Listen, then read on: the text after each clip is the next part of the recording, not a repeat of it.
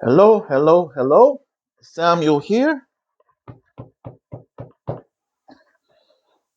Thank you for listening.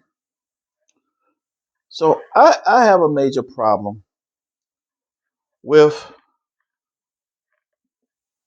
Dr. O'Shea Duke Jackson and his part-time role as Kevin Samuel's attack dog or chief enforcer. I don't like hypocrites. I don't like cowards. Let me just start it out like that.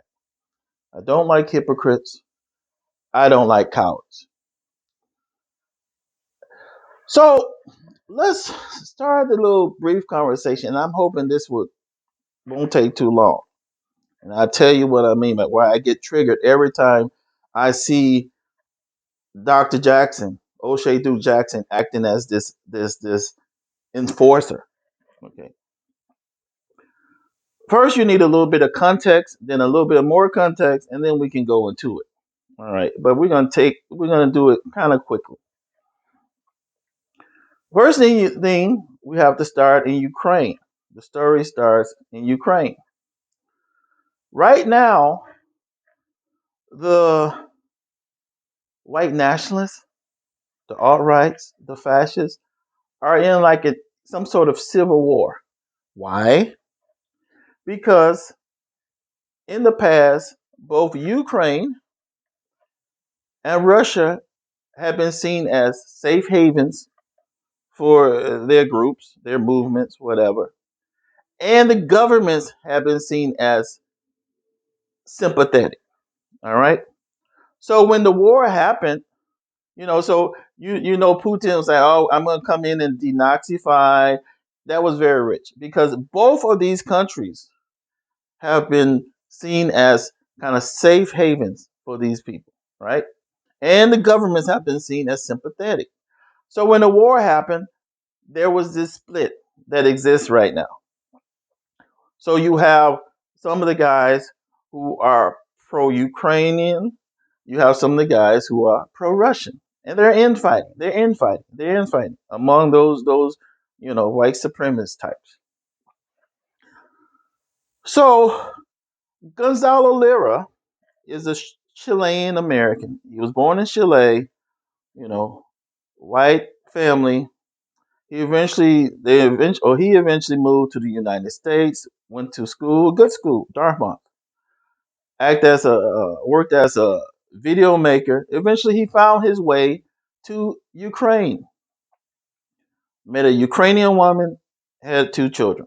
Okay, he is very much plugged into that network. Very much plugged in that hard right, white supremacist, white nationalist network. But when the split happened, this is the funny thing. When the split happened, would you like to guess who Gonzalo Lira sided with? He's living in Ukraine. He's married to a Ukrainian woman. He has half Ukrainian children. You know what he sided with? He sided with Russia. Russia. All right, I told you there's this split among these guys. He sided this side, this side. So you're inside Ukraine uploading videos into your YouTube chain, supporting Russia. And again, he would say, you know what? They're probably going. The government probably going to capture me. I'm probably in danger. There was even a Daily Beast article about him. So uh, a few days ago, he disappeared. And so you had all the guys in this far right white supremacist movement. Where's Gonzalo? Gonzalo, where's Gonzalo? The ones who are pro-Russian, they were like, man, where is this guy? And then the ones who are pro-Ukrainian, like, yeah, we got him. And so for a while, it looked like this fascist was actually captured by other fascists. Irony, right? As it turned out, he got lucky. It just turned out just a few hours ago. He's been missing for like a week. A few hours ago, that the Ukrainian, he was lucky enough to be captured by the Ukrainian SBU, which is like their intelligence agency. He's been held there. They released him, but said, okay, you can't leave. Okay. So as of now, he's not deleted. All right. So he got lucky because these pro-Ukrainian fascist groups were in Ukraine looking for him. Why are you okay? You're siding with Russia. Go to Russia. All right. So this is what's going on. All right. There's this war among the fascists and white nationalists. So I told you this Gonzalo was been living in Ukraine for a while. Don't worry, we're getting close to Dr. Jackson, O'Shea Duke Jackson. Been living in Ukraine for a while. What was he doing to support himself and his family? Gonzalo Lira was making money doing red pill content. Gonzalo Lira had his alter ego was Coach Red Pill, a major guy in the Manosphere, a major guy for years. That's how he was making his money. He was doing red pill content. All right. He was a member of the Manosphere. You see, in the white Manosphere, the fancy word for red pill content is called gender realism. That's the kind of the fancy word that they use. Gender realism.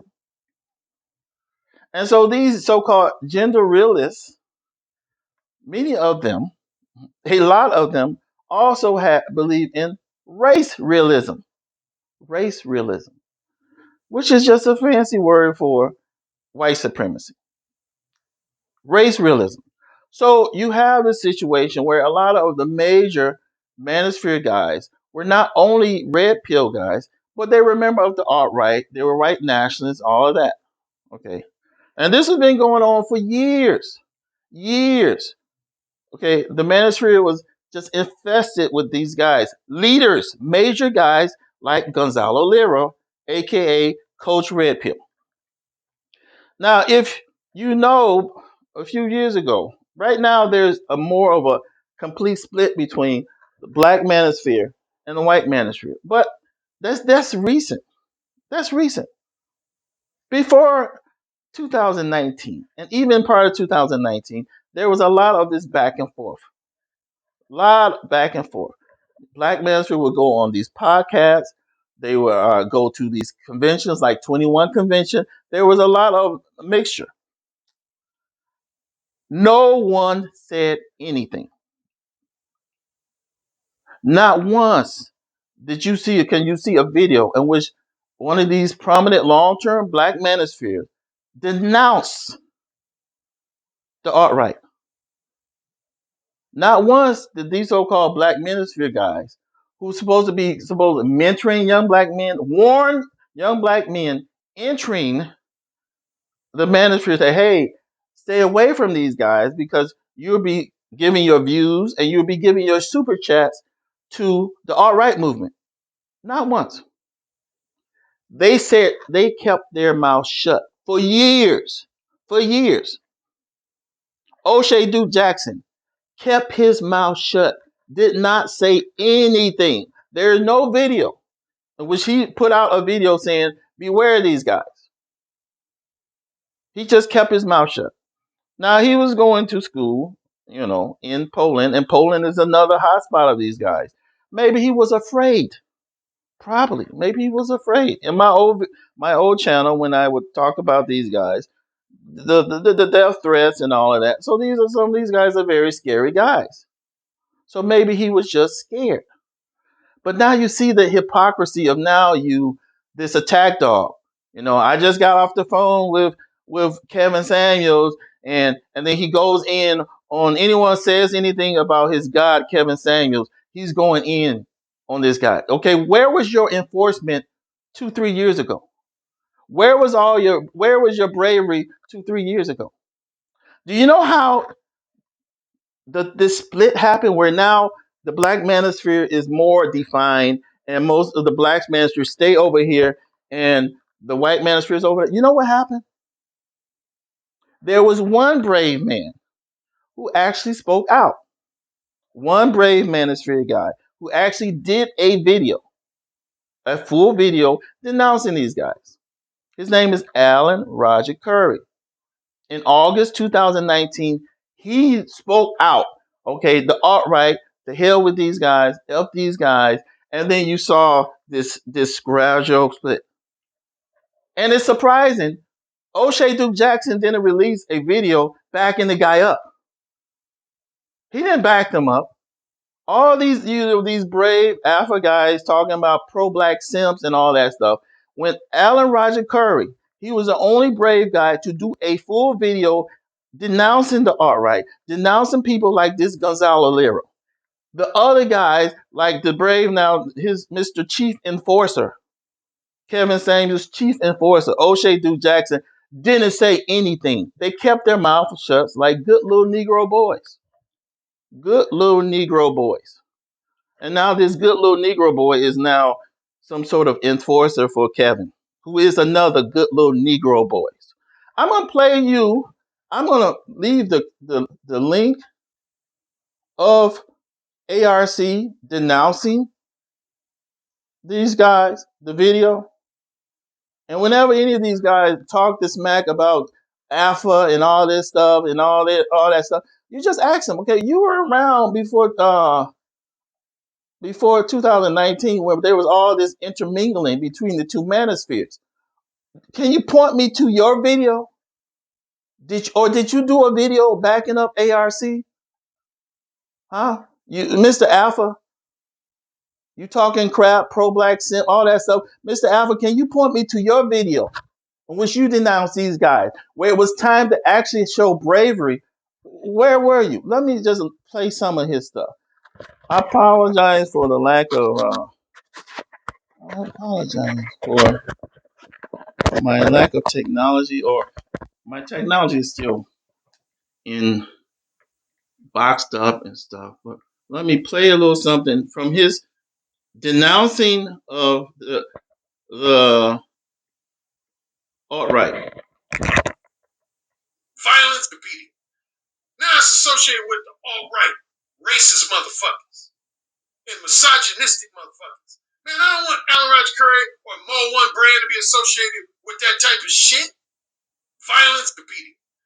Now it's associated with the alt-right, racist motherfuckers and misogynistic motherfuckers. Man, I don't want Alan Roger Curry or Mo One Brand to be associated with that type of shit. One more time. Violence competing. Now it's associated with the alt-right, racist motherfuckers and misogynistic motherfuckers. Man, I don't want Alan Roger Curry or Mo One Brand to be associated with that type of shit. Violence and competing. Okay, let's go to another clip. And I'm going to link it so you can watch the whole thing. So you can have the full content. He did the entire video. Let's listen to this one. This is a bit longer. Again, this is fair use. When I thought about how my ancestors got just violated and abused and emasculated, that I didn't want to pick up a weapon and shoot a lot of you motherfuckers who ain't black. I mean, seriously? The fuck? Y'all ain't been through no shit. Picking up guns, y'all ain't been through no shit. Motherfuckers in generations before you been through some real shit that you ain't even thought about being through. And y'all want to take other people's lives. Your misguided racist ass. All right. So go to the link and go to the link that I have in the description box. And it's worth that 15 minutes is well worth it. And you can see why some of us get triggered when we look at someone like an O'Shea Duke Jackson or someone like a Kevin Samuels and some of these guys. I have my list here, and my last point is passivity. Passivity. I have a problem with this, where you have smoke for no one but yourself. So someone does a video that's maybe it's even unfair to Kevin Samuels. You jump in and you're his chief enforcer. You jump in and you gotta have your video. You get to Kevin Samuels, you gotta go through Dr. O'Shea, right? Okay. I have a problem with that. You as O'Shea as enforcer, when it was time to show real bravery, O'Shea Duke Jackson, a long time prominent Manosphere guy. When it was time for you to show bravery, you could have been the one to do this video. You could have been the one to do a video backing him up. Said, okay, I'm going to do my own standalone video backing ARC up. No one said anyone. He was stood alone. ARC stood alone. Alan Roger Curry stood alone. He was the only one of the prominent Black Manosphere guys, long-term guys, that came out with this standalone video saying, I'm disassociating with these guys. The hell with the alt-right. These people would not even mention the alt-right. It wouldn't even come out their mouths. They would never denounce someone like Coach Red Pill. They were scared. But you have all this smoke for women. You have all this smoke for Black men that don't see the world the way you see it. You know, you talking about you coaching people, Black men, on how to be brave. But when it was time to show bravery, you didn't do nothing. You did nothing. But now you're an enforcer for Kevin Samuel. No, I have a problem with that. I have a problem with that. This is going to harm us. We have to point this out. We're too passive. The only time we get aggressive is with ourselves. People can be plotting all manner of evil against us, and we just sit quietly. Okay, people, Black Manosphere collaborating in this community with people who are full-blown Nazis, and we're just sitting quietly. But then a few years later, oh, I just got off the phone with Kevin Samuels, and come on now, stop with this. We gotta do better. Do I need to continue this video? No, I don't. No, I don't. I'll talk to you later. Follow the links. Thank you.